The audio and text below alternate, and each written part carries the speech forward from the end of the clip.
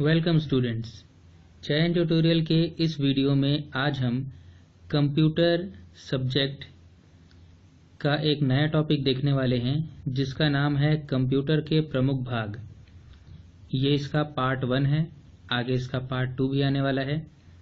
तो आज हम इस टॉपिक में क्या पढ़ने वाले हैं, तो सबसे पहले मैं आपको ये बता दूं कि कंप्यूटर के प्रमुख भाग में कंप्यूटर में जो मुख्य भाग यूज़ होते हैं जैसे कि हार्ड डिस्क, SMPS या फिर नेटवर्क कार्ड या फिर वीडियो कार्ड, तो इसी प्रकार के जो कंप्यूटर के प्रमुख भाग हैं उनके बारे में हम पढ़ेंगे इसमें। और इसी के साथ ही कंप्यूटर में जो इनपुट डिवाइस और आउटपुट डिवाइस होते हैं उनके बारे में भी हम इस टॉपिक में पढ़ने वाले हैं। ठीक है, तो सबसे पहले हम लोग आज जो वीडियो हम बना रहे हैं यानी कि इसका पार्ट 1 जो वीडियो बन रहा है, इस वीडियो में हम ये देखेंगे कि कंप्यूटर में कौन कौन से प्रमुख भाग यूज़ होते हैं। इसके बाद जब इसका पार्ट 2 आएगा तो वहाँ पर आपको इनपुट डिवाइस और उसके आगे फिर आउटपुट डिवाइस के बारे में भी जानकारी दी जाएगी। तो सबसे पहले मैं आपको ये बता दूं कि ये वीडियो चयन ट्यूटोरियल बिलासपुर की ओर से बनाया जा रहा है, और अगर आप इसी प्रकार के और वीडियोस भी देखना चाहते हैं तो आप चयन ट्यूटोरियल के YouTube चैनल पर इसे देख सकते हैं। अगर आप वीडियो के साथ साथ और PDF नोट्स भी डाउनलोड करना चाहते हैं, सिर्फ कंप्यूटर के नहीं, कंप्यूटर के अलावा इकोनॉमिक्स, जियोग्राफी, हिस्ट्री, छत्तीसगढ़ और भी अदर सब्जेक्ट के अगर आप PDF नोट्स डाउनलोड करना चाहते हैं या फिर आप ऑनलाइन टेस्ट देना चाहते हैं तो उसके लिए आप प्ले स्टोर से चयन ट्यूटोरियल बिलासपुर का मोबाइल ऐप डाउनलोड कर सकते हैं। इस मोबाइल ऐप में आपको वीडियो ट्यूटोरियल के साथ साथ PDF नोट्स और ऑनलाइन टेस्ट की सुविधा भी दी गई है। तो चलिए इस वीडियो को आगे देखते हैं। तो आज का जो हमारा मुख्य टॉपिक रहेगा वो रहेगा कंप्यूटर के प्रमुख भाग, जिसमें CPU, इनपुट डिवाइस और आउटपुट डिवाइस की सामान्य जानकारी के बारे में हम लोग पढ़ेंगे। तो चलिए हम लोग ये वीडियो देखते हैं। सबसे पहले आपको मैं ये बता दूं, जैसा कि हमने पिछले वीडियो में देखा था, पिछला हमने कंप्यूटर के उपयोग का वीडियो पढ़ा था जिसके 2 पार्ट हैं। अगर जिन्होंने कंप्यूटर का उपयोग ना पढ़ा हो तो कंप्यूटर के उपयोग का वीडियो है जिसमें पार्ट 1 और पार्ट 2 करके 2 पार्ट्स बनाए गए हैं, उसको आप पढ़ सकते हैं। और उसके बाद ये जो है इसका सेकंड टॉपिक मैंने लिया है जिसके नाम है कंप्यूटर के प्रमुख भाग। तो इसमें CPU, input device, output device, इन सब की सामान्य जानकारी के बारे में हम लोग पढ़ेंगे। तो सबसे पहले मैं स्टूडेंट्स आपको ये बता दूं कि हम जो इसको पढ़ रहे हैं उसमें सबसे मुख्य बात ये है कि हम लोग जो क्वेश्चंस मैंने यहाँ पर बना करके हमने डाला है वो क्वेश्चंस कैसे हैं, वो क्वेश्चंस जो हैं क्वेश्चन और उसके आंसर, और लास्ट में हम इसके ऑब्जेक्टिव क्वेश्चंस भी सॉल्व करते हैं। क्वेश्चन के साथ में ऑब्जेक्टिव क्वेश्चंस को भी हम सॉल्व करते हैं।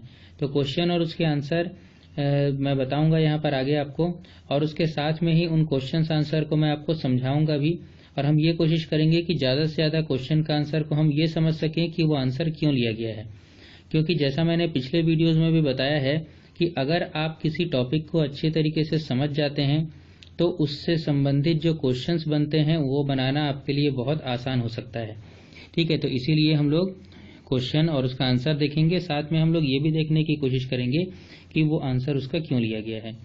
तो चलिए सबसे पहले क्वेश्चन की यहाँ पर बात करते हैं हम लोग। तो फर्स्ट क्वेश्चन हम यहाँ पर देखने वाले हैं कंप्यूटर के प्रमुख भाग में जो CPU होता है।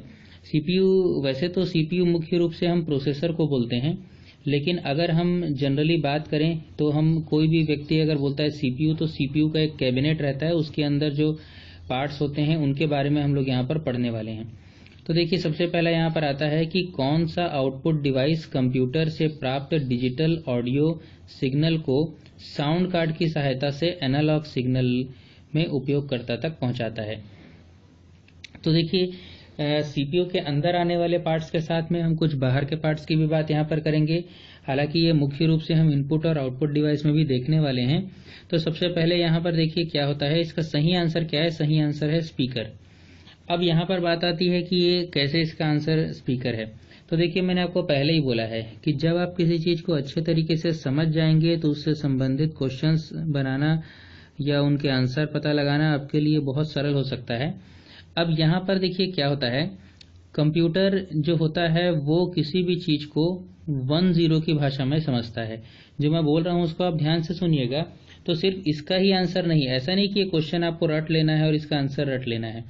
आप उसको समझ जाएंगे तो आप ये क्वेश्चन तो बना ही लेंगे, लेकिन इससे संबंधित और भी क्वेश्चन अगर निकलते हैं तो वो क्वेश्चन भी आप आसानी से सॉल्व कर सकते हैं।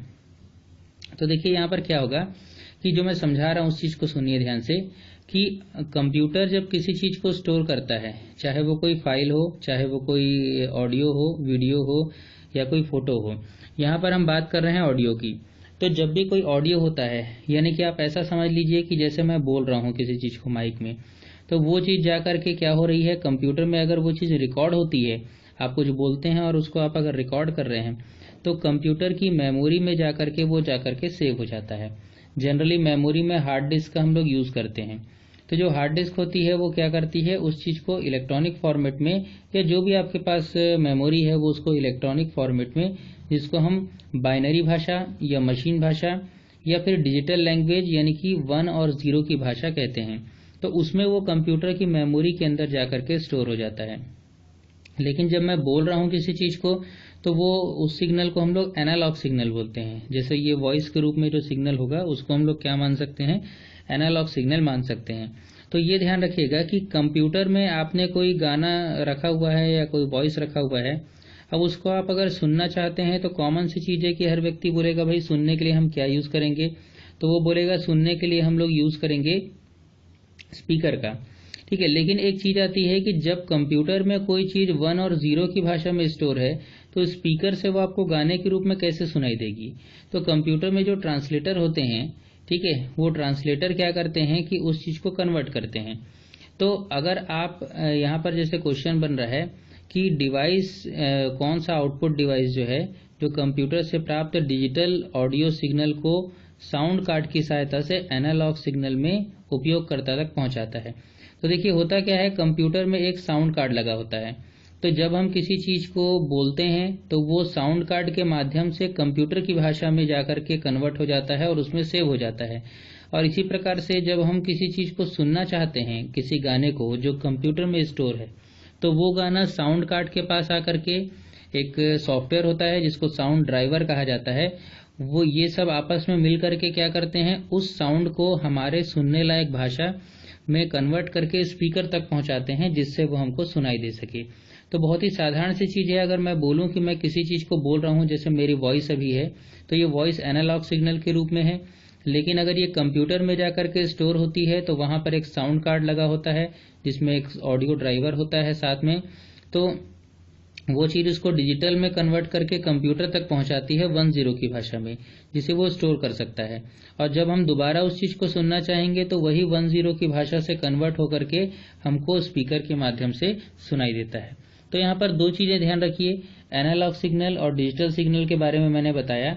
हालांकि ये पिछले जो कंप्यूटर का उपयोग है उसमें हम लोग इसके बारे में भी चर्चा कर चुके हैं। तो अगर और डिटेल देखना हो तो आप उस वीडियो को भी देख सकते हैं जहां एनालॉग और डिजिटल सिग्नल के बारे में मैंने बताया है, ठीक है। तो यह यहाँ पर ये हो जाता है स्पीकर।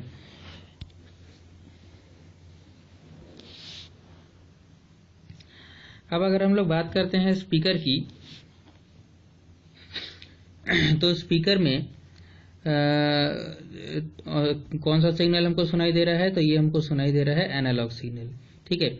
फिर अगला आता है यहाँ पर कि कंप्यूटर से जुड़ने वाली बाहरी डिवाइस को क्या कहा जाता है। तो देखिए कंप्यूटर से जो बाहरी डिवाइस जुड़े होते हैं, मतलब ऐसे जितने भी डिवाइस होते हैं बाहरी डिवाइस जो कंप्यूटर से जुड़े हैं, तो उनको पेरिफेरल डिवाइस के नाम से जाना जाता है। तो क्या कहा जाता है इनको, पेरिफेरल डिवाइस। तो ये आप ध्यान रखिएगा, कंप्यूटर से जुड़े हुए जो बाहरी डिवाइस हैं उन डिवाइस को क्या कहा जाएगा, तो उनको कहा जाएगा पेरिफेरल डिवाइस। नेक्स्ट क्वेश्चन यहाँ पर आता है कि कंप्यूटर में पावर सप्लाई के लिए कौन कार्य करता है। तो देखिए पावर सप्लाई के लिए कंप्यूटर में केबल्स होते हैं, लेकिन मेन यहाँ पर आता है कि कौन कार्य कर रहा है पावर सप्लाई का, मुख्य रूप से पावर सप्लाई कौन करता है। तो जो पावर केबल होता है वो एक SMPS नामक कंपोनेंट में लगा होता है, एक मशीन या एक यंत्र बोल सकते हैं, जहां पर हम पावर केबल लगाते हैं और उसी एसएमपीएस से होता हुआ पावर जो है कंप्यूटर के सभी भागों यानी कि अंदर के सभी मदरबोर्ड या बाकी सभी जगह पर जाता है। देखिए सीपीयू के अंदर जो सीपीयू का कैबिनेट होता है उसके अंदर काफ़ी सारी चीज़ें होती हैं, जैसे मदरबोर्ड हो गया, रैम हो गया, रोम हो गया, हार्ड डिस्क हो गई, ठीक है, और भी काफ़ी सारी चीज़ें हैं। तो ये सभी चीज़ों को चलाने के लिए हमको ज़रूरत पड़ती है किस चीज़ की, सभी यूज़ करने के लिए हमको ज़रूरत पड़ती है बहुत सारी चीज़ों में पावर की, खासकर मदरबोर्ड के लिए। तो ये सभी चीज़ें पावर के बिना तो चलेंगी नहीं। तो पावर सप्लाई हम तो पीछे वायर लगा देते हैं कंप्यूटर में, लेकिन वो वायर जाके जुड़ता है एसएमपीएस से और फिर एसएमपीएस क्या करता है, कंप्यूटर के सभी भागों को पावर सप्लाई करता है। एसएमपीएस का फुल फॉर्म होता है स्विच मोड पावर सप्लाई, ठीक है, कुछ इस तरीके का डिवाइस होता है। तो यहाँ पर क्या होता है कि एसएमपीएस में पावर केबल लगाते हैं, ये आपके सीपीयू में ही लगा हुआ रहता है, लेकिन हमको बाहर से वो केबल ये पीछे के प्लग की तरह दिखाई देता है जहाँ पर हम लगाते हैं, और आप इसके पीछे लास्ट में केबल देख सकते हैं। ये केबल जा करके फिर सभी भागों में जुड़े होते हैं जिनको भी पावर की आवश्यकता है। नेक्स्ट क्वेश्चन यहाँ पर आता है कि कंप्यूटर की मुख्य बोर्ड को क्या कहा जाता है। तो अगर हम बात करते हैं कि भाई कंप्यूटर की मुख्य बोर्ड को क्या कहा जाता है, तो देखिए कंप्यूटर में जहां पर एसएमपीएस से अंदर पावर गया तो कंप्यूटर के अधिकतर जो कंपोनेंट्स होते हैं सीपीयू के जो कैबिनेट के अंदर लगे होते हैं, जो बड़ा सा एक बॉक्स होता है जिसको हम सीपीयू बोलते हैं, तो उसके अंदर जो मुख्य रूप से सभी कंपोनेंट्स लगे होते हैं, तो अधिकतर कंपोनेंट्स लगे होते हैं एक बोर्ड में, और उस बोर्ड को कहा जाता है मदरबोर्ड, ठीक है। तो ये एक मुख्य बोर्ड होती है कंप्यूटर की जिसमें सभी कंपोनेंट जैसे कि लगभग सभी हम बोल सकते हैं, जैसे रैम हो गया या रोम हो गया या सीमॉस हो गया, बैटरी और भी कई प्रकार के डिवाइस जो हैं वो डायरेक्टली एंड इनडायरेक्टली मदरबोर्ड से जुड़े होते हैं, ठीक है।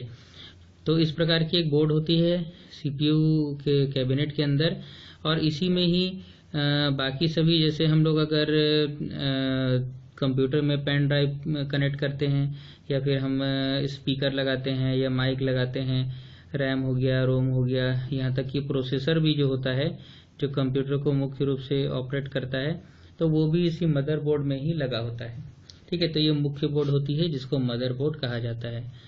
अगले क्वेश्चन में आते हैं कि कंप्यूटर के आंतरिक भागों को जोड़ने वाले बस को क्या कहा जाता है। तो जो कंप्यूटर के आंतरिक भाग होते हैं उनको जोड़ने वाले बस को क्या कहते हैं, तो वो कहलाता है सिस्टम बस। अब यहाँ पर बात आ जाती है कि बस क्या है। तो देखिए क्या होता है, कंप्यूटर में जो सभी जो डिवाइस होते हैं वो एक सिंपल भाषा में अगर मैं आपको समझाऊं ताकि आपको जल्दी समझ में आ जाए, तो आप ऐसा समझ सकते हैं कि कंप्यूटर के अंदर सभी डिवाइस क्या होते हैं, मदरबोर्ड में छोटे छोटे वायर से आपस में कनेक्ट होते हैं। मतलब सभी क्या होते हैं कि तारों के द्वारा आपस में जुड़े हुए रहते हैं। जैसे कि मान लीजिए ये एक मदरबोर्ड है, तो इसमें क्या होगा कि सभी डिवाइस आपस में किसी न किसी तार के द्वारा कनेक्ट होंगे। तो ये जो इन तारों के द्वारा आपस में कनेक्ट होते हैं उन तारों को कहा जा सकता है बस, ठीक है। अब ये जो आंतरिक भागों को जो जोड़ता है उसके अंदर जो लगे हुए पार्ट्स होते हैं तो उसको कहा जाता है सिस्टम बस। सिस्टम बस को इंटरनल बस के नाम से भी जाना जाता है, ठीक है। चलिए अगले क्वेश्चन की तरफ आते हैं। तो यहाँ तक आपको ये समझ में आ गया है कि एक मुख्य बोर्ड है मदरबोर्ड, और उसी में सभी डिवाइस, ज़्यादातर जो डिवाइस होते हैं जैसे कि रैम, रोम और प्रोसेसर, ये सब उसी में लगे होते हैं, और सभी आपस में जिन तारों के द्वारा कनेक्ट होते हैं उन तारों को हम लोग बोल सकते हैं बस, ठीक है। अब आता है यहाँ पर देखिए जीपीयू। जीपीयू जैसे सीपीयू होता है सेंट्रल प्रोसेसिंग यूनिट, तो ये ग्राफिक के लिए होता है, इसीलिए इसका नाम जो है जीपीयू रखा गया है। तो जीपीयू मतलब होता है ग्राफिक प्रोसेसिंग यूनिट। तो जीपीयू जो होता है वो ग्राफिक यानी कि कहाँ क्या आ जाता है, ग्राफिक मतलब ग्राफ, और ग्राफ मतलब एक तरीके से आप समझ सकते हैं चित्र। तो चित्र यानी कि ग्राफ जो होता है, ग्राफ के लिए क्या काम आएगा, तो जैसे नेटवर्क को चलाने के लिए नेटवर्क कार्ड काम आता है, साउंड को चलाने के लिए साउंड कार्ड काम आता है, तो वैसे ही ग्राफिक को चलाने के लिए क्या होगा, वीडियो कार्ड। तो इसीलिए जीपीयू कौन से भाग में लगा होता है, तो आपका यहाँ पर आंसर हो जाएगा वीडियो कार्ड। देखिए कंप्यूटर में जितनी भी मशीन्स लगी होती हैं, जितनी भी चीजें लगी होती हैं, जैसे कि अगर आपको वीडियो यूज करना है तो उसके लिए वीडियो कार्ड लगा होता है, ठीक है। अलग से, और अगर आपको साउंड यूज़ करना है तो उसके लिए साउंड कार्ड या ऑडियो कार्ड बोलते हैं वो लगा होता है। अगर आपको इंटरनेट यूज़ करना है तो उसके लिए नेटवर्क इंटरफेस कार्ड लगा होता है, या जिसको नेटवर्क कार्ड भी बोलते हैं। तो ये सभी क्या है, ये पतले पतले सर्किट बोर्ड की तरह होते हैं, और इनको ही कहा जाता है जैसे नेटवर्क कार्ड या फिर वीडियो कार्ड या फिर ऑडियो कार्ड।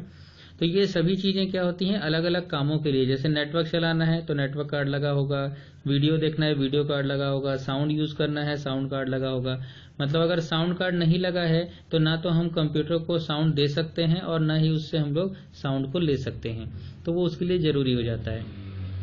ठीक है, तो यहाँ पर एक चीज़ ध्यान रखिएगा, ये सभी हार्डवेयर हैं। ठीक है, ये सभी क्या है, कंप्यूटर में हार्डवेयर हैं। अब हार्डवेयर जो है, तो हार्डवेयर भाई हार्डवेयर कभी भी अपने आप काम नहीं कर सकता है। तो किसी भी हार्डवेयर को जब चलाना होता है तो उसमें क्या लगाना होता है, उसमें यूज़ करना होता है हमको सॉफ्टवेयर का। क्योंकि सॉफ्टवेयर मतलब क्या है, देखिए सॉफ्टवेयर मतलब ये होता है कि बहुत सारे इंस्ट्रक्शंस होते हैं, निर्देश होते हैं।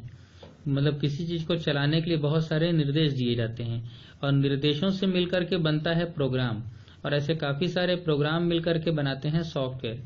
तो जो सॉफ्टवेयर होता है वो किसी भी हार्डवेयर को चलाने के लिए काम में आता है।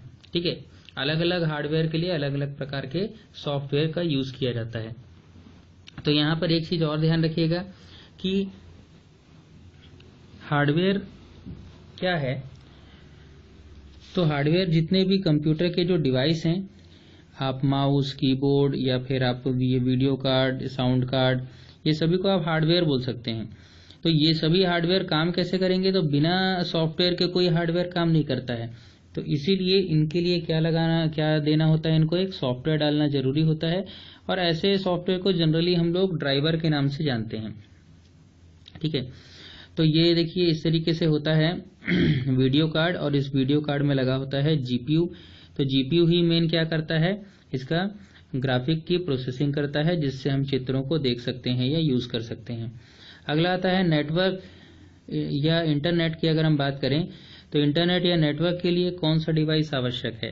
अभी मैंने आपको थोड़ी देर पहले ही बताया कि जिस प्रकार से साउंड के लिए साउंड कार्ड जरूरी होता है, वीडियो के लिए वीडियो कार्ड जरूरी होता है, उसी प्रकार नेटवर्क या इंटरनेट अगर आपको अपने सिस्टम पे यूज करना है तो उसके लिए उसमें नेटवर्क कार्ड का होना जरूरी है, जिसको NIC यानी कि नेटवर्क इंटरफेस कार्ड भी कहा जाता है। तो ये इस तरीके से कार्ड होता है, इसको ये CPU में लगा होता है, CPU मतलब मदरबोर्ड से कनेक्ट होता है, और उस तरीके से ये क्या करता है, इंटरनेट के लिए जब हम इंटरनेट या कोई भी नेटवर्क यूज करना चाहते हैं तो वहां पर ये जरूरी होता है। ठीक है, उसके बाद नेटवर्क कार्ड को OSI मॉडल की कौन सी लेयर के लिए, ये जो है नेटवर्क कार्ड OSI मॉडल की कौन सी लेयर के लिए कार्य करता है। तो देखिए ये क्वेश्चन थोड़ा सा अलग हो जाता है, लेकिन ये इम्पोर्टेंट हो सकता है, इसीलिए हमने यहाँ पर इसको डाला है। तो नेटवर्क कार्ड OSI मॉडल क्या है, ये एक नेटवर्क मॉडल है। नेटवर्क मतलब नेटवर्क के स्ट्रक्चर को समझने के लिए, इसका पूरा नाम है ओपन सिस्टम इंटरकनेक्शन मॉडल। तो यहाँ पर क्या होता है कि ये जो नेटवर्क कार्ड होता है ये OSI मॉडल, ऐसा एक क्वेश्चन बन सकता है, तो इम्पोर्टेंट हो सकता है, इसलिए मैंने यहाँ पर एक क्वेश्चन डाला है कि ये OSI मॉडल है जो नेटवर्क को समझने के लिए यूज होता है। तो ये नेटवर्क कार्ड इसकी कौन सी लेयर पर कार्य करता है।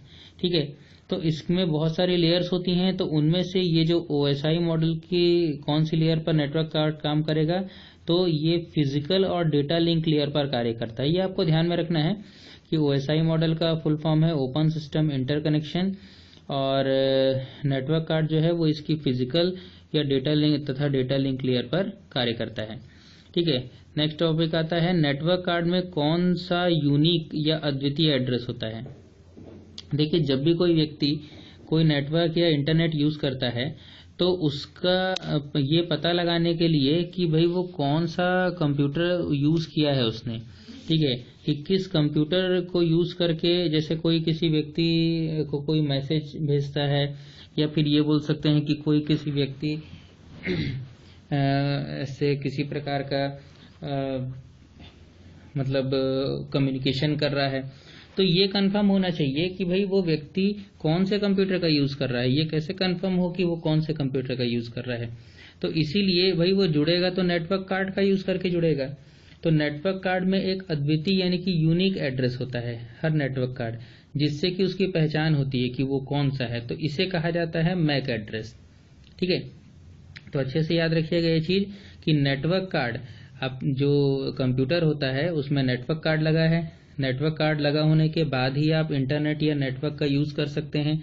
और उस नेटवर्क कार्ड में एक एड्रेस होता है जिसको कहा जाता है मैक एड्रेस, ताकि आपके सिस्टम की इंफॉर्मेशन मतलब ये पता चल सके कि कौन सा व्यक्ति जो है वो उस नेटवर्क कार्ड के द्वारा जुड़ा हुआ है। व्यक्ति का मतलब यहाँ पर यह है कि आपका सिस्टम का नेटवर्क कार्ड का मैक एड्रेस होगा वो। ठीक है, जिससे ये पता चल जाएगा कि कौन से नेटवर्क कार्ड का एड्रेस से कोई मैसेज भेजा गया है या फिर उसका यूज किया जा रहा है। तो मेन ये पता चल जाता है कि वो व्यक्ति नेटवर्क कार्ड का एड्रेस कौन सा है, तो उस सिस्टम के बारे में इंफॉर्मेशन हमको पता चल जाती है। और ये इंफॉर्मेशन देता कौन है, तो नेटवर्क कार्ड के माध्यम से मैक एड्रेस से पता चलती है। अब मैक एड्रेस यूनिक या अद्वितीय होने के लिए कौन सी संस्था कार्य करती है? तो देखिए IEEE नामक एक संस्था है जो कि मैक एड्रेस यूनिक हो इस चीज का ध्यान रखती है। IEEE का पूरा नाम है institute of electrical and electronic engineers. Next question यहाँ पर आता है कि नेटवर्क कार्ड में कौन से स्टैंडर्ड, नेटवर्क कार्ड जो है वो कौन से स्टैंडर्ड में आता है? तो देखिए इसका भी एक स्टैंडर्ड होता है। अलग अलग स्टैंडर्ड बनाए जाते हैं ताकि, या मानक बनाए जाते हैं ताकि उन चीज़ों का मैनेजमेंट आसान हो सके। तो नेटवर्क कार्ड जो होता है वो IEEE के 802 स्टैंडर्ड में आता है। तो ये चीज़ अच्छे से ध्यान रखिएगा कि नेटवर्क कार्ड जो है वो IEEE के 802 स्टैंडर्ड में आता है। ठीक है, तो नेटवर्क कार्ड का यूनिक एड्रेस क्या हो गया? मैक हो गया। मैक एड्रेस के लिए कौन सी संस्था इस पर कार्य करती है, मतलब ये ध्यान रखती है? तो IEEE, जिसका पूरा नाम है institute of electrical and electronic engineers. और IEEE जो है वो नेटवर्क कार्ड जो है वो इसके कौन से स्टैंडर्ड पर कार्य करता है या आता है? तो ये इसके 802 स्टैंडर्ड पर आता है। नेक्स्ट यहाँ पर क्वेश्चन आता है कि कंप्यूटर में लगाई गई छोटे आकार की, या कंप्यूटर में लगी हुई छोटे आकार की एक बैटरी होती है जो सिस्टम के लिए होती है, जो उसकी कुछ इंफॉर्मेशन को स्टोर कर सकती है जनरल चीज़ों के लिए। तो वो जो होता है उस बैटरी को कहा जाता है CMOS। CMOS का फुल फॉर्म यहाँ पर होता है कॉम्प्लीमेंट्री मेटल ऑक्साइड बैटरी। तो ये ध्यान रखिएगा कि एक बहुत ही छोटा, जैसे हमारे घड़ियों में जो सेल लगता है, हमारे जो हाथ की घड़ी होती है, बटन सेल छोटा सा, तो ये थोड़े बड़े आकार का बटन सेल की तरह होता है। तो इसको कहा जाता है CMOS बैटरी। ठीक है, ये भी हमारे मदरबोर्ड में ही लगी हुई होती है। कंप्यूटर के बाहरी डिवाइस जिस कनेक्शन के माध्यम से कंप्यूटर से जुड़ते हैं उन्हें क्या कहा जाता है? तो ये पोर्ट कहा जाता है। देखिए पोर्ट का क्या मतलब है, तो ये थोड़ा सा अच्छे समझने के लिए आप इस चित्र को देख सकते हैं। अब पोर्ट मतलब क्या है, तो जैसे कि ये USB पोर्ट सब जानते हैं, यूनिवर्सल सीरियल बस। तो आप क्या करते हैं, USB कनेक्शन को लेकर के अपने कंप्यूटर, क्योंकि लगभग सभी लोगों ने इसका यूज कभी ना कभी किया होगा या किसी को करते हुए देखा होगा। तो आप क्या करते हैं, आप इस पेन ड्राइव, ठीक है, कोई पेन ड्राइव आपने लिया या कोई माउस कीबोर्ड, आजकल इस टाइप के USB वाले माउस कीबोर्ड आते हैं, तो आपने उनको क्या किया, जिस जगह पे आप कनेक्ट कर रहे हैं, जिस जगह पर उसको आप लगा रहे हैं, वो क्या कहलाएगा, वो कहलाता है पोर्ट कहलाता है। ठीक है, जिस जगह पे आप उसको लगाएंगे वो क्या कहा जाता है, पोर्ट। ठीक है, पोर्ट वैसे अगर देखा जाए तो जनरली हम लोग पोर्ट दो प्रकार के देखने को मिलते हैं।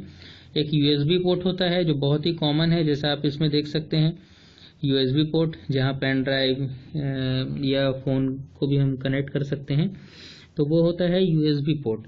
और एक और आता है जिसको पैरेलल पोर्ट भी वो हम लोग बोलते हैं। ठीक है, पैरेलल पोर्ट का मेन मतलब ये है कि ये इस तरीके से पिन वाला पोर्ट होता है, इसको पैरेलल पोर्ट हम लोग बोलते हैं।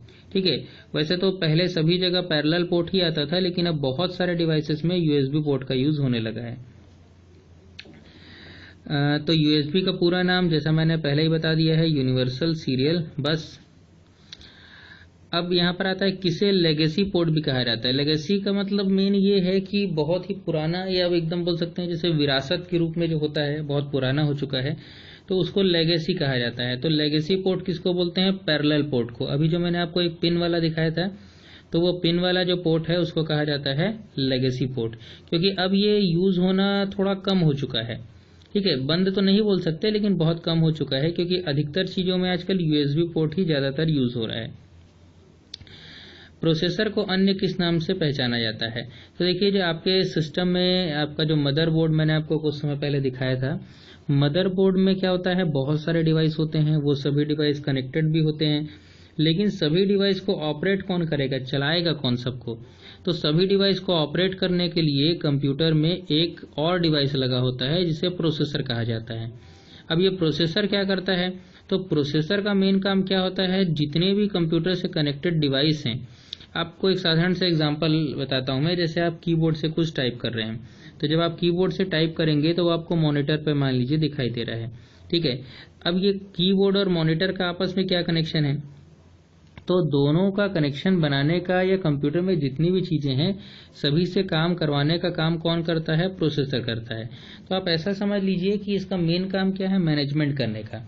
ठीक है, मतलब ये क्या करेगा, ये किसी भी कोई भी डिवाइस अगर काम कर रहा है, रैम या कोई भी अदर डिवाइस काम कर रहा है, तो उस डिवाइस से काम करवाने का मेन जो अथॉरिटी है बोल सकते हैं, या काम कराने का मेन जो कार्य दिया गया है वो दिया गया जाता है किसको? प्रोसेसर को।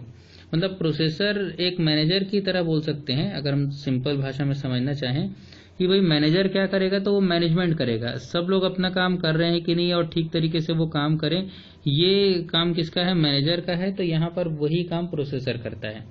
तो प्रोसेसर को अन्य किस नाम से जाना जाता है? तो प्रोसेसर को सीपीयू भी बोलते हैं, जिसका पूरा नाम है सेंट्रल प्रोसेसिंग यूनिट। एक चीज का ध्यान रखिएगा, ये बहुत ही कॉमन सी चीज है कि हम क्या करते हैं, अगर हमारे पास एक डेस्कटॉप कंप्यूटर है तो हम बोलते हैं हमारे पास एक मॉनिटर है, माउस है, कीबोर्ड है और एक सीपीयू है।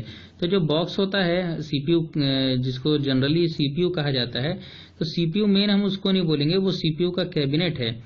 सीपीयू हम किसको बोलेंगे? तो जो प्रोसेसर लगा होता है मेन, उसे कहा जाता है सीपीयू, यानी कि सेंट्रल प्रोसेसिंग यूनिट कहा जाता है। ठीक है, जबकि बोलचाल की भाषा में उस बॉक्स को ही हम लोग सीपीयू बोल देते हैं। तो इस तरीके का प्रोसेसर होता है।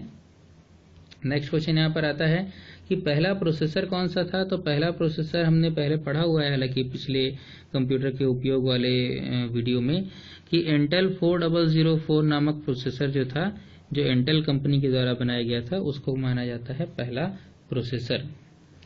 अगला टॉपिक आता है यहाँ पे, अगला क्वेश्चन, कि सीपीयू को किसी विशेष कार्य के लिए दिए गए आदेशों का समूह क्या कहा जाता है? तो सीपीयू यानी कि प्रोसेसर को, अगर आप जो भी काम करते हैं सिस्टम में, वो काम किसके द्वारा हो रहा है? मुख्य रूप से प्रोसेसर के द्वारा, यानी कि सीपीयू के द्वारा। तो सीपीयू को जो आदेशों का समूह दिया जाता है उसको कहा जाता है इंस्ट्रक्शन सेट। ठीक है, ये ध्यान रखिएगा, सीपीयू को जो इंस्ट्रक्शंस का सेट दिया जाता है, आदेशों का समूह, उसको कहा जाता है इंस्ट्रक्शन सेट। कंप्यूटर को नियंत्रित करने का कार्य कौन करता है? तो देखिए, अब यहाँ पर कंप्यूटर सब्जेक्ट में क्या होता है कि जो क्वेश्चंस बनते हैं ना, वो क्वेश्चंस, बहुत सारे क्वेश्चंस डिपेंड करते हैं उसके ऑप्शन के ऊपर। कई बार ऐसा होता है कि ऑप्शन जो होते हैं, first option, second option, third या फोर्थ, चारों ऑप्शन भी सही हो सकते हैं, लेकिन वहां पर क्वेश्चन को ध्यान से पढ़िए कि ज्यादा सही कौन सा है। ठीक है, अगर पूछता है किसी चीज के बारे में, तो आंसर में चारों ऑप्शन सही हो सकते हैं, ऐसा पॉसिबल है, क्योंकि ऐसा हो सकता है कि वो चारों ऑप्शन समानता रखते हैं उससे, लेकिन ज्यादा सही क्या है वो आपको सेलेक्ट करना होता है। अब देखिए, अगर हम बात करते हैं जनरली कि कंप्यूटर को मुख्य रूप से नियंत्रित कौन करता है, तो प्रोसेसर होगा, पहले ही मैंने आपको बताया। ठीक है, लेकिन प्रोसेसर के अंदर भी कुछ चीजें होती हैं।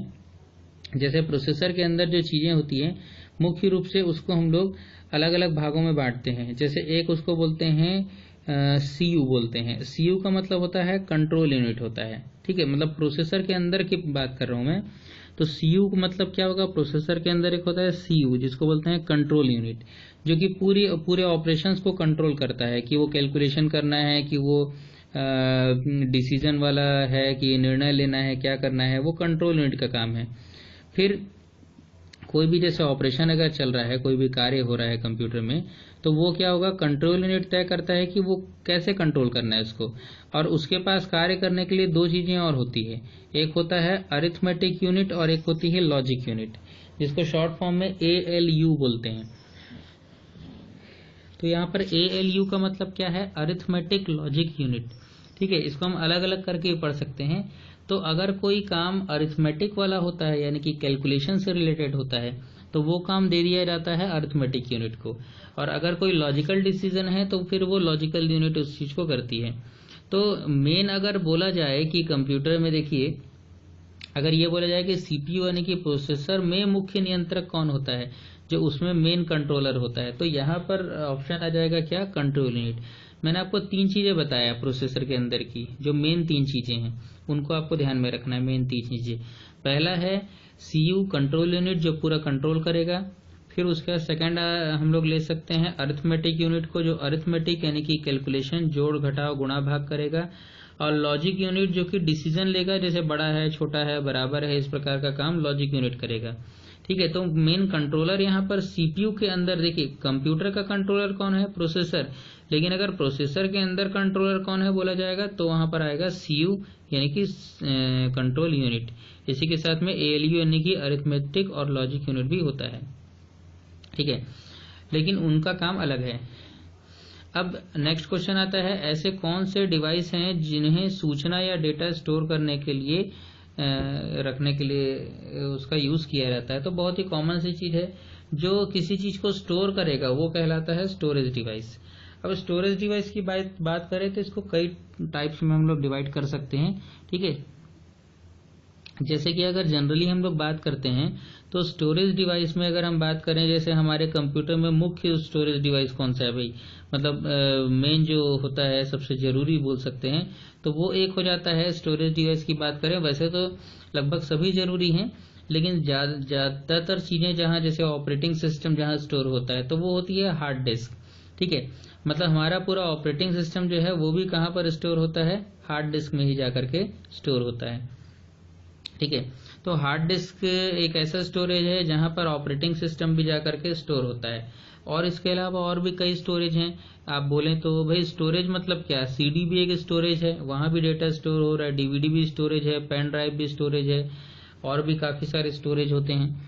तो लेकिन मेन अगर स्टोरेज की बात करें, जो कंप्यूटर में पहले से ही लगा हुआ होगा, जिसमें ऑपरेटिंग सिस्टम लोड होता है, तो उसको हम लोग बोलते हैं हार्ड डिस्क। आप ऐसा समझ लीजिए, एक साधारण एग्जांपल बोले, आपके पास जैसे मोबाइल फोन है।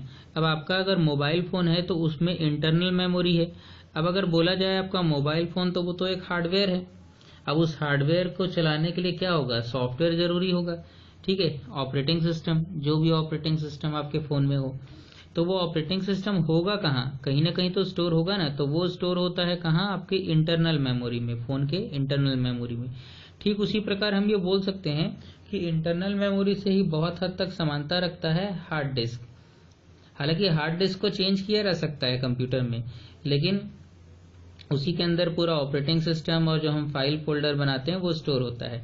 अगर जरूरत पड़े तो एडिशनल मेमोरी या एक्स्ट्रा मेमोरी के रूप में सीडी, डीवीडी, पेन ड्राइव ये सब यूज किया जा सकता है। लेकिन अगर हम ये बोलें कि मुख्य मेमोरी कौन सी है जहां पर पूरी चीजें स्टोर हो रही हैं, तो वो होता है हार्ड डिस्क होता है।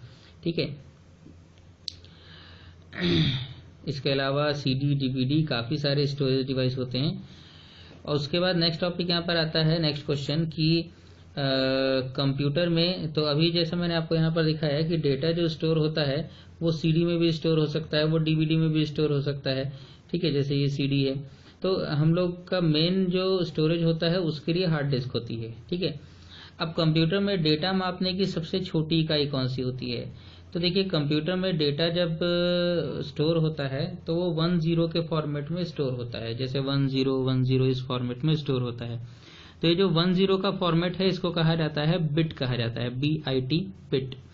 तो ये जो 10 वाला फॉर्मेट है, तो एक 1 है तो उसको भी एक बिट कहा जाएगा, एक 0 है तो उसको भी एक बिट कहा जाएगा। तो 1 भी एक बिट है, 0 भी एक बिट है। ठीक है, जैसे कहीं लिखा हुआ है, अगर हमने कोई गाना, फोटो, वीडियो कुछ भी स्टोर किया तो वो 1010 या 110 ऐसे फॉर्मेट में स्टोर हो जाता है, तो इसको कहा जाता है बिट कहा जाता है। जैसे कहीं लिखा है 1100, तो 11 2 बिट हो गए, फिर 00 भी 2 बिट हो गया, मतलब टोटल हो गया ये 4 बिट। तो यहाँ पर हो क्या रहा है कि कंप्यूटर में जो डेटा स्टोर हो रहा है वो सबसे छोटी यूनिट होती है 10 की, जिसको बिट कहा जाता है। ठीक है, अब इसके बाद अगर हम बात करें तो बिट को अगर हम 4 बिट को आपस में मिला देते हैं तो 4 बिट मिला करके एक निबल होता है। ठीक है, जैसे कॉमन होता है ना भाई, हम कोई लिक्विड को नापते हैं तो लिक्विड को नापते समय हम क्या करते हैं, लीटर या दूसरी यूनिट का यूज करते हैं। अगर हम किसी सॉलिड चीज को नापते हैं तो वहां पर हम लोग क्या करते हैं, हम लोग काफी सारी यूनिट्स यूज करते हैं, जैसे ग्राम यूज करते हैं, किलो यूज करते हैं, क्विंटल यूज करते हैं। तो कंप्यूटर में भी इसी प्रकार की मेमोरी यूनिट होती है। तो सबसे छोटी यूनिट होती है बिट, जो 1 और 0 के फॉर्मेट में होती है। फिर अगर आप 4 बिट को मिला देते हैं तो 4 बिट मिला करके बन जाता है एक निबल, या 8 बिट मिलाने से बन जाता है एक बाइट। ठीक है, 4 बिट मिलाने से क्या बनेगा, एक निबल, और 8 बिट मिलाने से बनेगा एक बाइट। फिर उसके बाद अगर 8 बिट मिला के एक बाइट बनता है और 4 बिट से एक निबल, तो इसका मतलब ये हुआ कि 4 बिट एक निबल और 8 बिट मतलब एक बाइट। तो हम ये भी बोल सकते हैं कि 2 निबल बराबर एक बाइट होता है। फिर इसके आगे केबी यानी कि किलो बाइट, फिर एमबी मेगाबाइट, गीगाबाइट और टेराबाइट, इस प्रकार की और भी आगे मेमोरी की यूनिट आती हैं। एक टीबी अगर बात करें टेराबाइट, जैसे मैंने अभी बोला, तो एक टीबी बराबर होता है किसके, तो 1024 जीबी के बराबर होता है एक टीबी। ठीक है, तो देखिए बिट होता है, बिट के बाद फिर आप ले सकते हैं निबल, फिर ले सकते हैं बाइट, बाइट के बाद फिर जो है किलोबाइट, फिर मेगाबाइट, फिर गीगाबाइट और फिर टेराबाइट। तो 1024 गीगाबाइट यानी कि जीबी मिलाकर के क्या होगा, एक टीबी होता है। नेक्स्ट क्वेश्चन में आते हैं कि एक बाइट किसके बराबर होता है। मैंने अभी बताया आपको 8 बिट मिला करके एक बाइट बनता है, या जिसको हम बोल सकते हैं 2 निबल मिला करके भी जो है एक बाइट बनता है।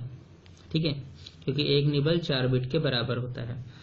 अब देखिए यहाँ पे कुछ स्टोरेज, हमने ये बात किया कि भाई स्टोरेज, अब ये बात करते हैं कि भाई स्टोरेज जो है, स्टोरेज तो हमने देखा भाई स्टोरेज कई चीजों में हो सकता है। कंप्यूटर में हार्ड डिस्क में स्टोरेज होता है और रैम में होता है, स्टोरेज रैम में हो सकता है। इसके अलावा CD, DVD, pen drive, memory card, ये सब में स्टोरेज होता है।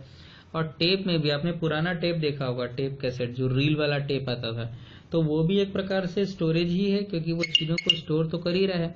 तो वो भी एक प्रकार से क्या हो जा रहा है, यहाँ पर स्टोरेज हो जा रहा है, क्योंकि वो चीजों को क्या करके रख ले रहा है, स्टोर करके। तो वो कैसा स्टोरेज है, देखिए स्टोरेज में अलग अलग टाइप्स में डिवाइड कर सकते हैं। जैसे रील वाला टेप शायद आपने देखा होगा, तो उसमें कोई चीज स्टोर होती है, कोई गाना स्टोर है, तो एक गाना स्टोर है, फिर दूसरा, उसके बाद फिर तीसरा, फिर चौथा रील में स्टोर है। जब उसको हम यूज करेंगे, एक्सेस करेंगे, प्राप्त करेंगे, तो कैसे आएगा, पहले से सीधे 5वां गाना तो आ नहीं जाएगा, पहले के बाद रील घूमेगी तो दूसरा गाना आएगा, फिर रील घूमेगी, तीसरा गाना आएगा, फिर रील घूमेगी, चौथा गाना आएगा, इस प्रकार से आगे बढ़ेगा। डायरेक्ट तो वो 5वें तक पहुंच नहीं जाएगा। तो ये क्या होता है, ये एक सीक्वेंशियल एक्सेस है। सीक्वेंशियल मतलब सीक्वेंस में, क्रम में, पहले के बाद दूसरा आएगा, दूसरे के बाद तीसरा आएगा, तीसरे के बाद चौथा आएगा। फॉरवर्ड भी आप करते हैं तो आपको एक एक करके आगे बढ़ाना पड़ता है इसको, तो इसको हम बोलेंगे सीक्वेंस में। ठीक है, टेप वाला जो रील वाला है सीक्वेंशियल, तो क्रम में स्टोर कर रहा है, इसलिए इसको सीक्वेंशियल बोल रहे हैं। अब हार्ड डिस्क की अगर बात करें तो उसमें डायरेक्ट एक्सेस हो जाता है। डायरेक्ट कैसे, हार्ड डिस्क है, जैसे आप ये अपने फोन का इंटरनल मेमोरी ले लीजिए या मेमोरी कार्ड ले लीजिए, तो उसमें क्या होता है, उसमें आप चीजों को सीक्वेंस में नहीं चलाते हैं, उसमें आप चीजों को डायरेक्ट स्टोर कर सकते हैं या डायरेक्ट एक्सेस कर सकते हैं। मतलब चीजों को कहीं से भी प्राप्त कर सकते हैं। आप पहला गाना सुन रहे हैं, सुनते सुनते आप सीधे 5वें गाने में या सीधे 50वें नंबर के गाने में जा सकते हैं, तो ये डायरेक्ट एक्सेस हो जाता है। तो अगला क्वेश्चन देखने से पहले मैं आपको एक और चीज समझा देता हूँ मेमोरी के बारे में। मेमोरी के कुछ टाइप्स जनरली सुनने में आते हैं, जैसे कि एक प्राइमरी मेमोरी और सेकेंडरी मेमोरी। तो पहले मैं आपको ये समझा दूं कि ये टाइप्स क्या होते हैं, उसके बाद हम इसके क्वेश्चंस देखेंगे। तो देखिए प्राइमरी मेमोरी को, वैसे तो ये बहुत लंबा टॉपिक है, लेकिन इसको मैं एकदम शॉर्ट में आपको समझाने की कोशिश करता हूँ। तो प्राइमरी मेमोरी क्या है, तो जनरली हम ऐसी मेमोरी जो हम यूज करते हैं कंप्यूटर में, जो कंप्यूटर को यूज करने के लिए, उसको चलाने के लिए या उसको ऑपरेट करने के लिए आवश्यक होती है, और वो सीधे सीधे प्रोसेसर से लेन देन का काम करती है। तो ऐसी मेमोरी को हम लोग बोलते हैं प्राइमरी मेमोरी। ठीक है, मतलब आप ये ध्यान रखिए, जो कंप्यूटर के लिए आवश्यक है, उसके बिना कंप्यूटर यूज नहीं होगा, और साथ में वो प्रोसेसर से सीधे लेन देन करेगी। ठीक है। जबकि सेकेंडरी मेमोरी की अगर बात आती है तो सेकेंडरी मेमोरी का मतलब ऐसी मेमोरी होता है जो एडिशनल या अतिरिक्त मेमोरी के रूप में कंप्यूटर में यूज की जा सकती है।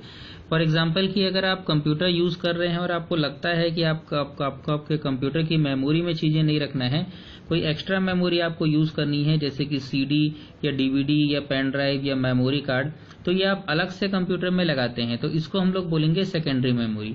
तो बहुत ही सिंपल सा कॉन्सेप्ट है। सिस्टम के लिए जो मेमोरी हम डायरेक्ट यूज कर रहे हैं कंप्यूटर के लिए, जो उसको ऑन रखने के लिए जरूरी है और प्रोसेसर से लेन देन हो रहा है सीधा सीधा उसका, वो प्राइमरी में हम रख सकते हैं। और जो एक्स्ट्रा मेमोरी हम कंप्यूटर में लगाते हैं, सीडी या डीवीडी या पेन ड्राइव या मेमोरी कार्ड, तो वो सभी सेकेंडरी मेमोरी में आ जाता है। ठीक है, तो चलिए क्वेश्चन देखते हैं। ऐसी मेमोरी जो कंप्यूटर पर कार्य करने के लिए आवश्यक है तथा सीधे प्रोसेसर से लेन देन कर सकती है, तो वो कहलाती है प्राइमरी मेमोरी। इसी प्रकार दूसरा क्वेश्चन आता है, ऐसी मेमोरी जो कंप्यूटर पर अतिरिक्त मेमोरी के रूप में लगाई जा सकती है, वो सेकेंडरी मेमोरी है, जैसे सीडी, डीवीडी, फ्लैश ड्राइव्स, ये सब, पेन ड्राइव, मेमोरी कार्ड, ये सब आ जाते हैं। अब अगला क्वेश्चन आता है कि रोम का पूर्ण नाम क्या है या रोम का पूरा नाम क्या है। तो देखिए, पहले मैं आपको ये बता दूं कि रोम जो है वो एक मेमोरी है, ठीक है, जिसका पूरा नाम है रीड ओनली मेमोरी।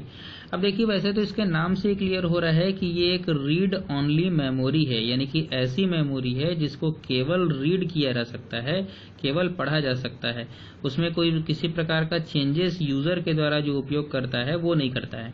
ठीक है, तो रीड ओनली मेमोरी क्या है, तो ऐसी मेमोरी जिसको केवल रीड किया जा सकता है, उसके नाम से ही पता चल रहा है। समझाने के लिए मैं आपको बताता हूँ। देखिए, कंप्यूटर में ये एक बहुत ही छोटी मेमोरी के रूप में यूज होती है, क्योंकि इसका मेन काम क्या है, कंप्यूटर जब हम ऑन करते हैं तो कंप्यूटर ऑन होगा तो उसके जो बेसिक इंस्ट्रक्शंस होते हैं कि कैसे उसको ऑन करना है या कैसे बेसिकली उसको यूजर के लिए स्टार्ट करके देना है, तो वो सभी चीजें रोम के अंदर रखी जाती है, जिसको कहा जाता है रीड ओनली मेमोरी। हालांकि ऐसा नहीं है कि रोम में चेंजेस नहीं किया जा सकता, रोम में भी चेंजेस होता है, लेकिन यूजर के पॉइंट ऑफ व्यू से अगर हम लोग देखें तो रोम जो होता है, रोम के जो टाइप होते हैं, यूजर रोम में चेंजेस नहीं करता है, लेकिन रोम के जो अलग अलग टाइप हैं, जैसे कि एम रोम है या एम रोम, बहुत पुराना रोम आता था। रोम का सबसे पुराना टाइप जो हम बोले वो था एम रोम, यानी कि मास्क्ड रोम। उसके बाद अगर हम दूसरा बात करें कि जैसे एक आता था जिसको बोलते थे E P ROM, P ROM बोलते हैं, तो वो प्रोग्रामेबल रीड ओनली मेमोरी है। ठीक है, प्रोग्रामर उसको चेंज कर सकते हैं, मतलब उसमें प्रोग्रामर अपने इंस्ट्रक्शन जो है वो डालते हैं। और अगर हम बात करें कि ई पी रोम, तो इरेजेबल प्रोग्रामेबल रोम होता था। ठीक है, और ऐसे ही ई पी रोम आता था जिसका फुल फॉर्म था electrically erasable programmable read only memory. खैर, आगे मैं इसके बारे में आपको बताने वाला हूँ। अभी ध्यान रखिए, रोम एक बहुत ही छोटी मेमोरी है और ये कंप्यूटर को के बेसिक इंस्ट्रक्शन, जैसे उसको ऑन कैसे करना है, इसके बारे में जानकारी इसमें होती है।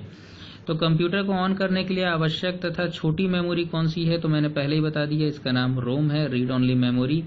नेक्स्ट क्वेश्चन आता है, सबसे पुराना रोम कौन सा है। अभी मैंने आपको बताया कि रोम में अगर बात करें कि सबसे पुराना रोम, तो वो है एम रोम, यानी कि मास्क्ड रोम। ठीक है, बहुत पुराना रोम है ये, सबसे पुराना रोम कहा जाता है। अगर रोम की बात करें कि रोम किस प्रकार की मेमोरी है, तो वो एक नॉन वॉलेटाइल मेमोरी है। अब कई लोगों को थोड़ा सा कंफ्यूजन शायद होता होगा इसमें कि ये वॉलेटाइल या नॉन वॉलेटाइल में कंफ्यूज हो जाते हैं, ये क्या है। तो देखिए, बहुत ही सरल है। वॉलेटाइल मतलब क्या होता है, तो वॉलेटाइल जो होता है, वॉलेटाइल मतलब होता है ऐसी चीज जो मिट सकती है, ठीक है, या जो मिट जाती है। अब अगर हम बात करें नॉन वॉलेटाइल, तो जो नहीं मिटती है। तो रोम नॉन वॉलेटाइल है बोलने का क्या मतलब है। अब जैसे रोम में एक सिंपल सा एग्जांपल लेते हैं कि रोम नॉन वॉलेटाइल है और रैम वॉलेटाइल है। तो वॉलेटाइल है मतलब रैम मिट सकता है, रैंडम एक्सेस मेमोरी है, आगे पढ़ने वाले इसके बारे में, तो वो मिट सकता है और रोम नहीं मिट सकता है। ठीक है, तो नहीं मिट सकता है का मतलब क्या है, एक चीज ध्यान रखिएगा ना भाई, नहीं मिट सकता का मतलब ये है कि ऑटोमेटिक नहीं मिटता है, अपने आप नहीं मिटता है। ठीक है, यूजर के लिए रोम रीड ओनली ही है, क्योंकि यूजर जो होते हैं, जैसे हमने कंप्यूटर खरीदा तो हम उसके यूजर हैं, तो हम रोम में कोई चेंजेस नहीं करते हैं। ठीक है। रोम मेमोरी जो प्रोग्रामर होते हैं तो प्रोग्रामर उसमें इंस्ट्रक्शन डाल के देते हैं। अब एक एग्जांपल मैं आपको बताता हूँ। मान लीजिए प्रोग्रामर ने आपके रोम में 10 इंस्ट्रक्शन डाल के दिए, फॉर एग्जांपल 10 इंस्ट्रक्शन डाल के दिए। अब वो आप सिस्टम ऑन करके काम कर रहे हैं उस पर। अगर मान लीजिए आपका सिस्टम गलती से बंद हो जाता है, ऑटोमेटिक बीच में आपने उसको शट डाउन कर दिया या फिर बंद हो गया या लाइट चली गई, जो भी कारण से वो ऑफ हुआ हो, तो रोम के 10 इंस्ट्रक्शन पे कोई प्रभाव नहीं पड़ता है, वो उसमें सेव रहते हैं। मतलब सिस्टम चल रहा है और चलते चलते अगर आपका कंप्यूटर ऑफ हो जाता है तो उससे रोम की मेमोरी में कोई भी इफेक्ट नहीं पड़ता है। रोम की मेमोरी जैसी है वैसी ही रहती है, इसीलिए इसको नॉन वोलेटाइल बोल रहे हैं। ये एक स्थिर मेमोरी है, स्थायी मेमोरी है। इसके अंदर की चीजें अपने आप डिलीट नहीं होती हैं, ठीक है। यानी कि अगर ऑफ हो गया तो उसके अंदर लिखी हुई चीजें मिट गई, ऐसा बिल्कुल नहीं है। जबकि अगर हम लोग रैम की बात करेंगे तो वो वॉलेटाइल होगा। और वॉलेटाइल मतलब क्या होगा, अगर मान लीजिए मेरे को 10 लाइन लिखना है, मैंने 5 लाइन लिखा है और लाइट चली जाती है और वो चीजें कहाँ पर हैं, रैम में हैं, तो वो 5 चीजें सिस्टम ऑफ होने के कारण ऑटोमेटिक डिलीट हो जाती हैं, तो वो होगा वॉलेटाइल, ठीक है। तो एक चीज फिर से मैं बोल रहा हूँ, ध्यान रखिएगा। जैसे रोम है तो रोम में अगर कोई इंस्ट्रक्शन डला है तो सिस्टम अगर ऑफ हो जाए तो भी रोम के इंस्ट्रक्शन पे कोई प्रभाव नहीं पड़ता, वो सेव रहता है। जबकि अगर हम लोग रैम की बात करें, रैंडम एक्सेस मेमोरी की, तो मैंने अगर 10 लाइन मेरे को लिखना है, मैंने 5 लाइन्स टाइप किया है और लाइट ऑफ हो जाती है, सिस्टम ऑफ हो जाता है, तो वो 5 लाइन्स मिट जाती है। क्यों? क्योंकि रैम अस्थायी यानी कि वॉलेटाइल मेमोरी है, ठीक है। तो ये ध्यान रखिएगा। अगला क्वेश्चन यहाँ पर आता है, EEPROM का पूरा नाम क्या है। मैं भी आपको बताऊंगा EEPROM के बारे में। अब इसका पूरा नाम देखिए, तो इसका पूरा नाम है electrically erasable programmable read only memory. ये इसका पूरा नाम है, electrically erasable programmable read only memory. चलिए इसको थोड़ा सा डिटेल में देखते हैं, जो अगले क्वेश्चन से समझ में आएगा। तो यहाँ पर पहले मैं आपको इसको थोड़ा सा समझा देता हूँ। देखिए, मैंने ये बोला कि रोम रीड ओनली मेमोरी होती है, उसमें ऐसे इंस्ट्रक्शन होते हैं जो प्रोग्रामर हमको स्टार्टिंग से डाल के देते हैं, ठीक है। उसमें हम लोग यानी कि यूजर चेंजेस नहीं करते हैं, ठीक है। बेसिकली प्रोग्रामर के लिए यही वो होता है। अब अगर देखें कि रोम, तो मैंने बताया सबसे पुराना रोम कौन सा था, तो वो एम रोम था, मास्क्ड रोम। अगर हम उसके आगे की बात करें, पी रोम की बात करें जैसे, तो पी रोम का मतलब होता है प्रोग्रामेबल रीड ओनली मेमोरी, ठीक है, प्रोग्रामेबल रीड ओनली मेमोरी। तो ये जो मेमोरी होती है वो प्रोग्रामर के द्वारा उसमें जैसे इंस्ट्रक्शन जो डाले जाते हैं, तो पी रोम कहते हैं इसको, प्रोग्रामेबल रीड ओनली मेमोरी। अब एक आता है EPROM आता है, तो EPROM का फुल फॉर्म क्या होता है, इरेजेबल पी रोम, यानी कि erasable programmable read only memory. तो ये erasable programmable read only memory क्या है, तो इसको मिटाने के लिए अल्ट्रावायलेट रेज, अल्ट्रावायलेट किरणों के संपर्क में इसको रखा जाता है, जिससे इसके सभी इंस्ट्रक्शन जो है वो मिटाए जा सकते हैं, ठीक है। तो इसको कभी कभी यूवी रोम भी बोल देते हैं। यूवी रोम क्यों? क्योंकि इसको यूवी अल्ट्रावायलेट किरणों के संपर्क में रखा जाता है, इसीलिए EPROM को यूवी रोम भी बोल देते हैं। तो ये सब क्वेश्चंस एग्जाम के हिसाब से इंपॉर्टेंट हो सकते हैं, तो इस चीज को ध्यान से सुनिएगा, ठीक है। तो PROM programmable read only memory, EPROM से क्या बन रहा है यहाँ पर, ये erasable programmable read only memory है और इसको मिटाने के लिए अल्ट्रावायलेट किरणों के संपर्क में रखा जाता है, इसीलिए इसको यूवी रोम भी कहा जा सकता है, ठीक है। फिर अगला आता है EEPROM। तो EEPROM क्या है, तो ये है electrically erasable programmable read only memory. देखिए, जैसे EPROM से इरेज होता है डेटा, तो वैसे ही EEPROM से भी डेटा को इरेज कर सकते हैं, लेकिन EEPROM ज्यादा अच्छा ये इसीलिए माना जाता है क्योंकि इससे डेटा के हम किसी विशेष भाग को भी मिटा सकते हैं और बहुत ही फास्ट वर्क करता है ये, इसीलिए EEPROM electrically erasable programmable read only memory.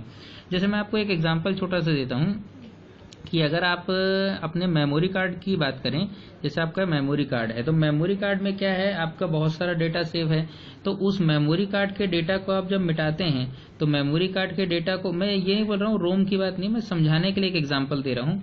तो आप क्या करते हैं, आप किसी एक गाने या किसी एक फाइल को भी मिटा सकते हैं, तो वैसे ही इसमें क्या होता था कि आप किसी डेटा के विशेष भाग को भी डिलीट कर सकते हैं इलेक्ट्रिक की सहायता से, ठीक है। तो ये चीज ध्यान में रखना है। तो फिर इसका सही आंसर क्या हो गया, EEPROM, ठीक है। क्वेश्चन क्या है, इनमें से कौन सा रोम का प्रकार नहीं है, तो PROM है, हमने देखा programmable read only memory, EPROM है, हमने देखा erasable programmable read only memory, EEPROM भी है, electrically erasable programmable read only memory. तो ट्रिपल ई रोम जो है वो इसका सही आंसर है। सही आंसर कैसे है? क्योंकि पूछा गया है इनमें से कौन सा रोम का प्रकार नहीं है। ठीक है, चलिए नेक्स्ट क्वेश्चन में आते हैं। अब यहाँ पर मैंने पहले ही आपको बता दिया कौन से रोम को यूवी रोम भी कहते हैं, अल्ट्रावायलेट वाला। तो इसका सही आंसर होगा ईपी रोम, क्योंकि इसको अल्ट्रावायलेट किरणों के संपर्क में रख करके मिटाया जा सकता है। ठीक है, नेक्स्ट क्वेश्चन यहाँ पर आता है कि कौन से रोम को मिटाने में सबसे कम समय लगता है। ये भी हमने पढ़ लिया है कि ईईपी रोम यानी कि electrically erasable programmable read only memory को मिटाने में सबसे कम समय लगता है। अब आप यहाँ पर ये बोलेंगे कि भाई मिटाने वाला सिस्टम, तो मिटाने वाला का मतलब ये है, ये रोम जो है वो नॉन वोलेटाइल है। नॉन वोलेटाइल का मतलब है कि उसका डेटा ऑटोमेटिक अपने आप नहीं मिटता है। ठीक है, ये चीज आपको ध्यान में रखना है। नेक्स्ट क्वेश्चन आता है कौन सा रोम मेमोरी कार्ड से समानता रखता है। तो हम ईईपी रोम, मैंने आपको बताया कि इलेक्ट्रिक की सहायता से हम मेमोरी कार्ड वाले को भी मिटाते हैं और इलेक्ट्रिक की सहायता से हम इसको भी मिटाते हैं। तो अगर देखें कि ऐसा कभी क्वेश्चन बन जाए तो समानता रखने की बात करें, ये नहीं बोल रहे कि हम ये रोम ही है, लेकिन कि इससे समानता रखने की बात अगर करें तो ईईपी रोम को हम ले सकते हैं, क्योंकि वो भी इलेक्ट्रिक की सहायता से डेटा मिटाता है और हमारे मेमोरी कार्ड में भी इलेक्ट्रिक की सहायता से डेटा मिटता है। इसीलिए मैं दोनों समानता रखते हैं, ये हम लोग बोल सकते हैं। अब अगला क्वेश्चन आता है कि रैम का पूरा नाम क्या है। तो रैंडम एक्सेस मेमोरी, जैसा मैंने पहले ही आपको बताया, तो इस टाइप की कुछ सर्किट बोर्ड होती हैं जो हमारे मदर बोर्ड में लगी होती है सिस्टम के, जिनको रैम कहा जाता है। ठीक है, अब देखिए रैम के बारे में थोड़ा समझिए। मैंने पहले ही आपको बताया है कि रैम एक वॉलेटाइल मेमोरी है, और मैं फिर से एक बार आपको ये बता दूं कि आप रैम को समझने के लिए इस तरीके से समझ सकते हैं कि जैसे आप सिस्टम पे काम कर रहे हैं। अब आप सिस्टम पे जो काम कर रहे हैं तो वो काम किसी न किसी मेमोरी में तो स्टोर हो रहा होगा, क्योंकि आप जब उसको सेव कर देंगे तो वो हार्ड डिस्क में चला जाएगा। ठीक है, अगर हार्ड डिस्क में सेव कर रहे हैं तो। लेकिन जब आप सिस्टम पे काम कर रहे हैं, तो जैसे मान लीजिए मैंने कोई भी मैं वर्क कर रहा हूँ, आप कुछ ड्राइंग कर रहे हैं, टाइपिंग कर रहे हैं या कुछ भी काम कर रहे हैं, तो वो काम कहाँ पर हो रहा है, तो वो काम कहीं ना कहीं तो सेव हो रहा होगा। जब आप उसको सेव कर देंगे तो वो हार्ड डिस्क में जाएगा। तो अभी वो कहाँ है, तो अभी उसको रखने के लिए रैम नाम की मेमोरी का यूज होता है। ठीक है, तो आप ये समझ लीजिए, मैं एक बहुत ही सिंपल सा एग्जांपल ले रहा हूँ कि जैसे आप क्या कर रहे हैं, आप कोई ड्राइंग बना रहे हैं, तो सिस्टम पे आपने ड्राइंग बनाया। ड्राइंग बनाते बनाते क्या हुआ कि अचानक से क्या हुआ, आप अगर ड्राइंग बनाते बनाते लाइट चली जाती है, सिस्टम आपका ऑफ हो जाता है किसी कारण से। तो जब आप ड्राइंग बना रहे थे तो वो सेव नहीं हुआ था। अगर आपने उस ड्राइंग को सेव कर दिया होता तो वो हार्ड डिस्क में जाके सेव हो जाता, लेकिन आपने सेव नहीं किया है। तो जब तक आप उस ड्राइंग को बना रहे हैं वो रैम में था। ठीक है, अब रैम में रहने के कारण क्या होता है, रैम है अस्थायी मेमोरी, ये वॉलेटाइल मेमोरी है, तो रैम उसको सेव नहीं कर पाया और आपका सिस्टम बंद हुआ तो रैम से वो चीज डिलीट हो गई। तो ये ध्यान रखिएगा कि रैम, जब भी आप कोई वर्क कर रहे हैं सिस्टम पे, तो वर्क कहाँ हो रहा है, रैम पर हो रहा है। आपने अगर उसको सेव कर दिया है तब तो वो हार्ड डिस्क में चला गया, लेकिन अगर सेव नहीं किए हैं और लाइट ऑफ हो जाती है, आपका सिस्टम बंद हो जाता है किसी कारण से, तो फिर वो चीज सेव नहीं हो पाती है। क्यों? क्योंकि वो कौन सी मेमोरी में थी, रैम में, और रैम चीजों को परमानेंट रूप से सेव करके नहीं रख सकता। तो ऐसा भी कई बार हमारे सुनने में आता है कि ऐसी मेमोरी जो सिस्टम के ऑफ होने पर अपने डेटा को डिलीट कर देती है, तो वो होती है रैम, यानी कि रैंडम एक्सेस मेमोरी। इसको हम लोग वॉलेटाइल भी बोल सकते हैं। ठीक है, नेक्स्ट क्वेश्चन में आते हैं, जब किसी डेटा पर प्रोसेसिंग की जा रही होती है तो वो कहाँ होता है। मैंने अभी आपको समझाया कि अगर आप एक ड्राइंग बना रहे हैं, मतलब आप एक प्रोसेसिंग का काम कर रहे हैं, तो जब आप काम कर रहे हैं तो वो डेटा कहाँ होता है, वो होता है रैम के अंदर। अब आप सेव करेंगे तो हार्ड डिस्क में जाएगा। तो प्रोसेसिंग करते समय कोई भी डेटा कौन सी मेमोरी में रखा जाता है, तो वो रैम में होता है। लेकिन रैम अस्थायी बनाई गई है, इसीलिए वो रैम उसको हमेशा सेव करके नहीं रखेगा। लाइट ऑफ होने पर या सिस्टम ऑफ होने पर जो आपका डेटा है वो रैम में अगर है तो वो डिलीट हो जाएगा। ठीक है, तो ये चीज बहुत अच्छे से ध्यान रखिए। कोई भी काम करते समय आपका काम कहाँ पर हो रहा है, ड्राइंग चल रही है तो वो ड्राइंग बन रही है, रैम में स्टोर हो रही है, सेव होने के बाद वो हार्ड डिस्क में जाएगी। जब तक वो सेव नहीं है तब तक वो रहेगा रैम में। अगर सिस्टम ऑन है तो कोई दिक्कत नहीं है, लेकिन अगर सिस्टम ऑफ हो जाता है तो वो मेमोरी रैम की मेमोरी से डिलीट हो जाता है। ठीक है, यही रैम मेमोरी आपके फ़ोन में भी यूज़ होती है। तो जब हम डेटा पर काम कर रहे हों, चाहे कंप्यूटर से डेटा निकाल करके काम कर रहे हों, कोई फाइल ओपन करके, तो भी वो रैम में स्टोर होता है। चलिए अगले क्वेश्चन में आते हैं। तो अगला क्वेश्चन है, इनमें से कौन सा रैम मेमोरी का प्रकार नहीं है। बहुत सारे रैम आते हैं, तो मैंने यहाँ पर कुछ रैम का नाम लिखा है, जैसे एस रैम है, डी रैम है, DDRR रैम है और SD रैम है। तो यहाँ पर जो है वो DDRR रैम नहीं है, ठीक है, ये एक रैम का टाइप नहीं है। कौन सी मेमोरी बार बार उपयोग में आने वाली सूचनाओं को स्टोर करके रखती है तथा बहुत फास्ट यानी कि तेज होती है। तो ये भी एक बहुत इंपॉर्टेंट क्वेश्चन हो सकता है। देखिए, डेटा सेव होने के बाद हार्ड डिस्क में जा रहा है।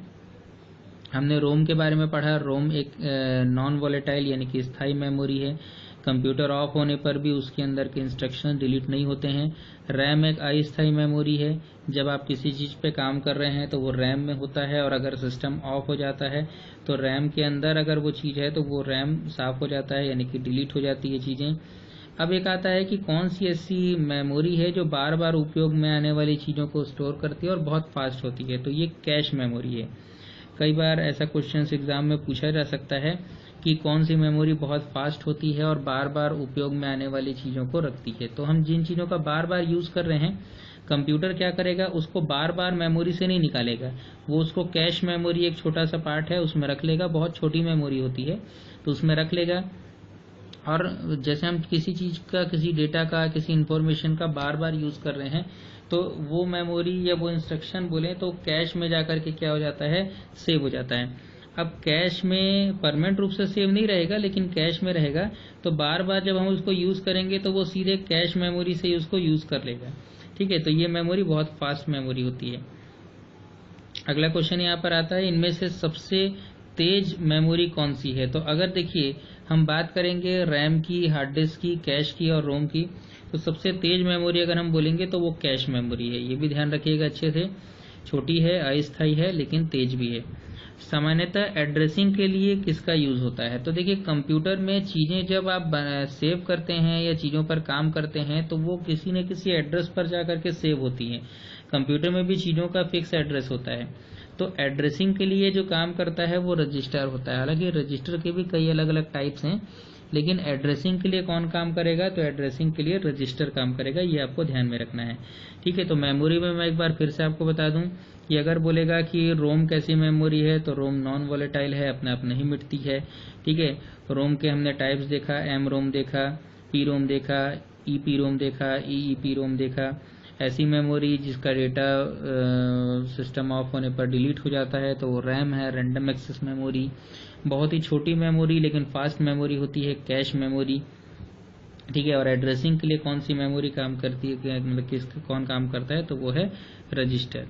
ठीक है, तो ये हमने क्या किया, हमने कुछ यहाँ पर क्वेश्चंस के फॉर्मेट देखे कि कैसे टाइप के क्वेश्चंस पूछे जा सकते हैं, और मेमोरी के कुछ चीज़ों के बारे में हमने चर्चा किया। और खासकर हमने ऐसी भी चीज़ें देखा कि जो CPU मतलब हमारे CPU में होती हैं, और उसके साथ ही मेमोरी के कौन कौन से पार्ट होते हैं, या रोम क्या होता है, रैम क्या होता है, ये सब के बारे में हमने देखा।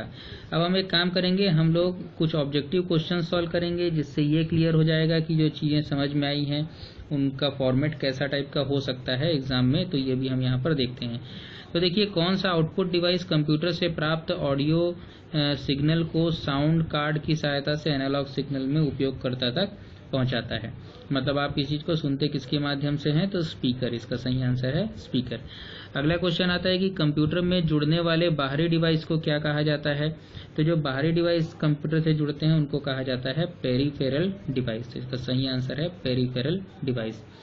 अगला क्वेश्चन है कि कंप्यूटर में पावर सप्लाई का काम कौन करता है। तो हमने देखा था SMPS switch mode power supply जो है वही कंप्यूटर में पावर सप्लाई का काम करता है। उसी से होता हुआ पावर सभी जगह पर जाता है। ठीक है, मेन पावर सप्लाई यहीं से होता हुआ बाकी जगह पर जाता है। उसके बाद अगला आता है कि कंप्यूटर की मुख्य बोर्ड को क्या कहा जाता है। जो मेन बोर्ड होती है जिससे सभी चीज़ें जुड़ी होती है डायरेक्ट या इनडायरेक्ट रूप से, तो वो होता है मदरबोर्ड। फिर अगला क्वेश्चन यहाँ पर आता है कि कंप्यूटर के आंतरिक भागों को जोड़ने वाली बस को क्या कहा जाता है। तो आंतरिक भागों को जोड़ने वाली बस को कहा जाता है सिस्टम बस। ठीक है, मदरबोर्ड को अन्य किस नाम से जाना जाता है? तो देखिए मदरबोर्ड के वैसे तो कई अलग अलग नाम हैं, मैंने कुछ नाम यहाँ पर लिखा है। मदरबोर्ड को सिस्टम बोर्ड भी बोलते हैं, मेन बोर्ड भी बोलते हैं और लॉजिक बोर्ड भी बोलते हैं। ठीक है, इसके अलावा भी इसके कई नाम हैं, तो इसका आंसर होगा उपरोक्त सभी। जीपीयू कौन से भाग में लगा होता है? तो जीपीयू जो है वो वीडियो कार्ड में लगा होता है, जिसका फुल फॉर्म क्या बताया था मैंने, ग्राफिक के लिए होता है, तो उसके लिए ये प्रोसेसिंग यूनिट है। फिर इंटरनेट या नेटवर्क के लिए कौन सा डिवाइस आवश्यक है? तो मैंने बताया था कि इसके लिए नेटवर्क इंटरफेस कार्ड यानी कि एनआईसी आवश्यक है। ये सभी एक बोर्ड के रूप में होते हैं छोटे से, जिनके लिए सॉफ्टवेयर भी आवश्यक है, ये भी मैंने बताया था। नेटवर्क कार्ड ओएसआई मॉडल की कौन सी लेयर के लिए कार्य करता है? तो देखिए यहाँ पर हमने पढ़ा था कि ओएसआई एक नेटवर्क मॉडल है जो कि नेटवर्क के स्ट्रक्चर को बताता है, और नेटवर्क कार्ड जो है या एनआईसी जो है वो इसके फिजिकल लेयर और डेटा लिंक लेयर दोनों के लिए कार्य करता है। अगला क्वेश्चन है कि नेटवर्क कार्ड में कौन सा यूनिक या अद्वितीय एड्रेस होता है? तो ये मैक है। मैक एड्रेस जो है वो नेटवर्क कार्ड के लिए यूनिक एड्रेस होता है, जो हर एक नेटवर्क कार्ड के लिए अलग अलग बनाया जाता है, और इसको अलग अलग बनाने का जो कार्य करती है वो IEEE नामक संस्था करती है। तो मैक एड्रेस यूनिक या अद्वितीय है, इसके लिए कौन सी संस्था कार्य करती है? IEEE। अगला क्वेश्चन है कि नेटवर्क कार्ड में कौन से स्टैंडर्ड में आता है? तो IEEE का ये 802 स्टैंडर्ड में आता है, तो ये ध्यान रखिएगा। ठीक है, तो अगला क्वेश्चन हम देखते हैं। तो यहाँ पर हम कुछ जो हमने पढ़ा है उसमें से कुछ मेन छांट के हम क्वेश्चंस देख रहे हैं। तो अगला क्वेश्चन हम यहाँ पर ये देख लेते हैं कि यूएसबी का पूरा नाम क्या है? तो यूएसबी का पूरा नाम है यूनिवर्सल सीरियल बस। ध्यान रखिएगा, यूएसबी का पूरा नाम है यूनिवर्सल सीरियल बस।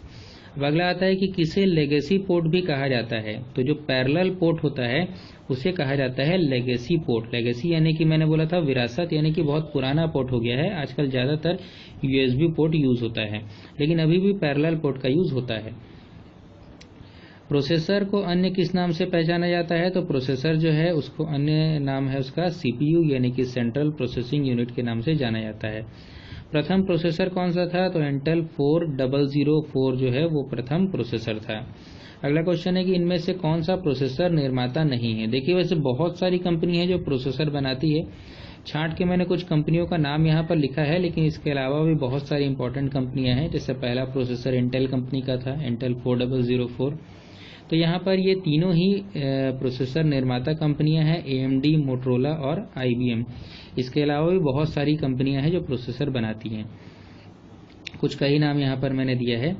अगला क्वेश्चन है सीपीयू को किसी विशेष कार्य के लिए दिए गए निर्देशों या कोई आदेशों का समूह को क्या कहा जाता है? तो जो इंस्ट्रक्शन हम सीपीयू को देते हैं उसका समूह कहलाता है इंस्ट्रक्शन सेट कहलाता है। नेक्स्ट क्वेश्चन में आते हैं, इनमें से कंप्यूटर को नियंत्रित करने का कार्य कौन करता है? तो देखिए कंप्यूटर को मदरबोर्ड जो है वो पूरी चीज़ें, ज़्यादातर चीज़ें डायरेक्टली या इनडायरेक्टली उसी से जुड़ी हैं, ये बिल्कुल सही है। हार्ड डिस्क में डेटा स्टोर होता है, रैम एक अस्थायी मेमोरी है, लेकिन पूरे चीज़ों को ऑपरेट करने के लिए कौन यूज़ होता है? तो प्रोसेसर। देखिए हमेशा एक चीज़ आप ध्यान रखिएगा, इस वीडियो में आप ये चीज़ भी अच्छे समझ लीजिए कि कंप्यूटर में क्या होता है कि एक क्वेश्चन का सही आंसर क्या है। तो कई बार ऐसा होता है कि एक से अधिक क्वेश्चन के आंसर भी सही हो सकते हैं, मैंने बताया है पहले, लेकिन डिपेंड करता है कि आंसर कौन सा है। कभी कभी ऐसा होता है कि आंसर क्या होते हैं, चारों आंसर सही हो सकते हैं, लेकिन चारों में से ज़्यादा सही आंसर कौन सा है ये आपको कभी कभी सोचना पड़ता है। तो ये ध्यान रखिएगा कि ऐसा नहीं है कि जो आंसर बताया गया है वही आंसर आपको लेना है, डिपेंड करता है बाकी के ऑप्शंस के ऊपर कि बाकी के ऑप्शन कौन से हैं। ठीक है, सीपीयू में मुख्य नियंत्रक कौन सा होता है? अब जैसे इस क्वेश्चन को ही हम लोग देख लेते हैं।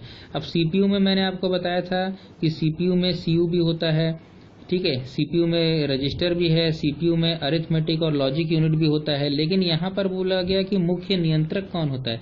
तो सीयू यानी कि कंट्रोल यूनिट जो है वो नियंत्रण का कार्य करती है, इसीलिए इसका सही आंसर क्या हो जाता है? सीयू हो जाता है। तो देखने में लगता है कि तीनों आंसर सही है, लेकिन तीनों नहीं है, सीयू इसका ज्यादा सही आंसर है। तो ऐसे कौन से डिवाइस हैं जिन्हें सूचना या डेटा को सुरक्षित रखने के लिए यूज किया जाता है? तो स्टोरेज डिवाइस में ही डेटा या सूचना को सुरक्षित रखते हैं। अगला है कि कंप्यूटर में डेटा मापने की सबसे छोटी इकाई क्या है? बिट। तो 1 और 0 को बिट बोलते हैं, ये हमने देखा था।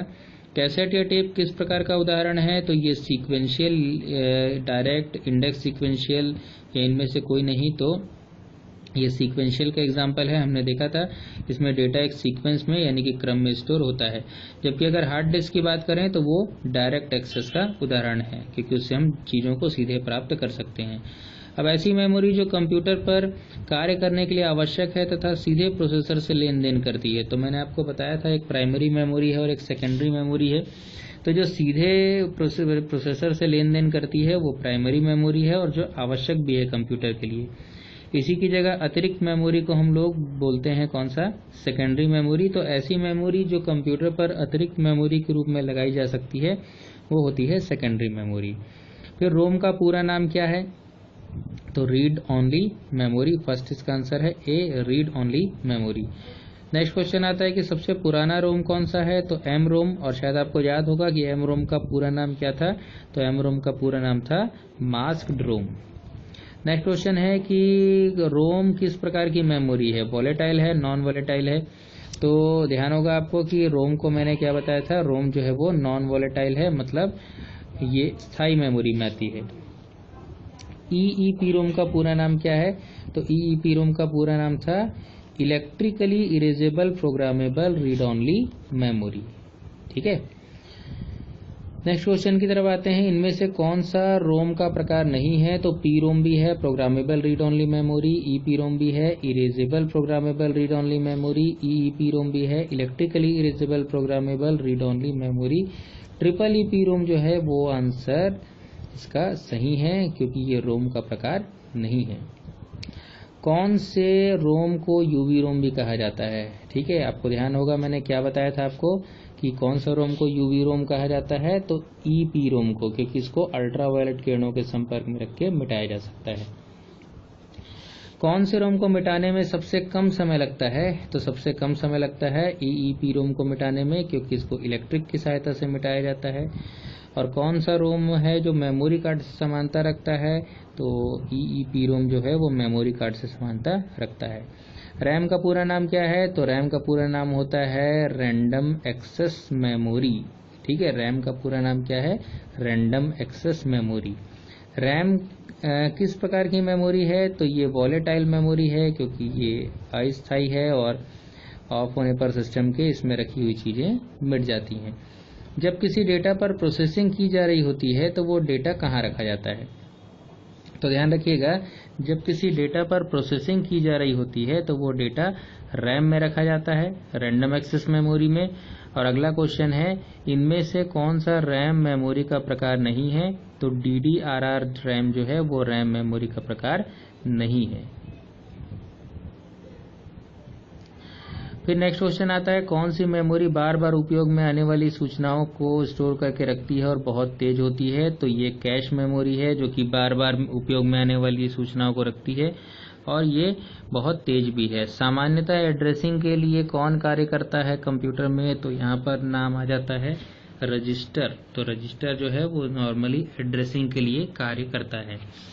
ठीक है, तो हम लोगों ने यहाँ पर कंप्यूटर के प्रमुख भाग, जो हमारा टॉपिक था, उस कंप्यूटर के प्रमुख भाग टॉपिक के अंदर हमने इसका पार्ट 1 देखा। इस पार्ट 1 में हमने जो चीज़ें पढ़ी, तो हमने जो चीज़ें पढ़ी वो क्या क्या था? तो सबसे पहली चीज़ हम लोगों ने ये देखा कि कंप्यूटर के अंदर कौन कौन से भाग आते हैं और उनका मेन यूज़ भी क्या है, और साथ में हमने कुछ मेमोरी के बारे में भी पढ़ा। अब जब कंप्यूटर के भाग का पार्ट 2 आएगा, यानी कि इसका दूसरा भाग आएगा, तो वहां पर मैं आपको इनपुट और आउटपुट डिवाइस के बारे में बताऊंगा। इनपुट डिवाइस क्या होता है, आउटपुट डिवाइस क्या होता है। तो इसके आगे के जो पार्ट्स बनेंगे इसी टॉपिक के ऊपर, उनमें इनपुट और आउटपुट डिवाइस के बारे में हम लोग जानकारी प्राप्त करेंगे।